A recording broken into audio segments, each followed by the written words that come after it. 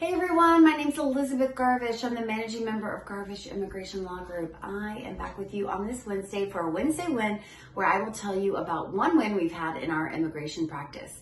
So it's February, and that means that it is H-1B lottery time. So every year we have the start of the fiscal year, October 1, and we're able to file the H-1B for the beginning of the fiscal year on April 1. Except there's a quota annually for the H-1B visa. There's 65,000 available, and then a 20,000 additional for U.S. master's degree holders. And if you didn't know what the H-1B visa is, it's a non-immigrant visa type that's used commonly for anyone who's filling a specialty occupation. That would mean they're in a job that requires at least a bachelor's degree or the equivalent in education and or experience.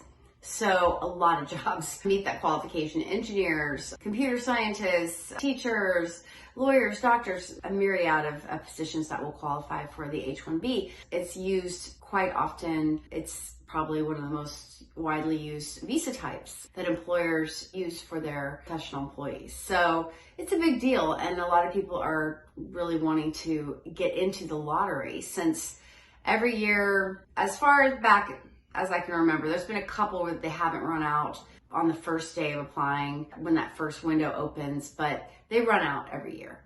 And there is more of a demand for H-1Bs than there are available slots in the annual quota.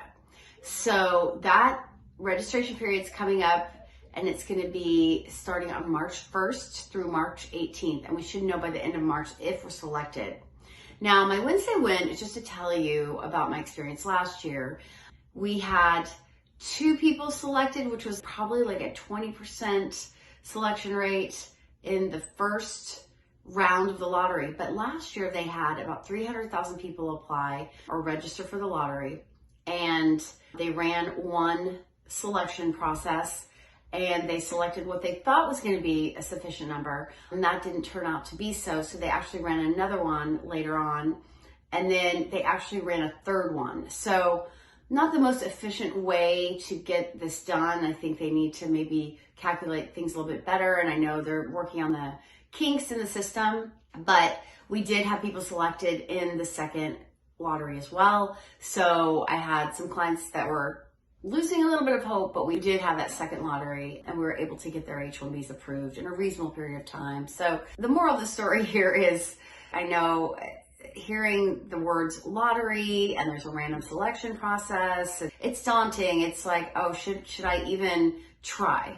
You miss every shot you don't take.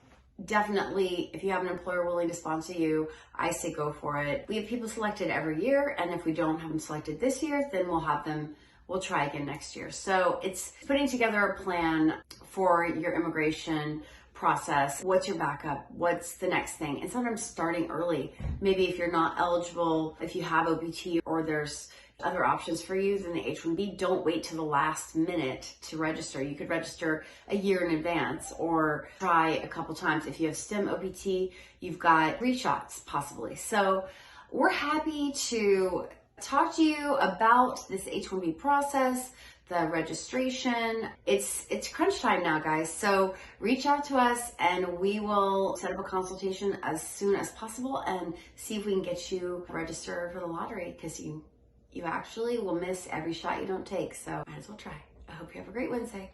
Bye.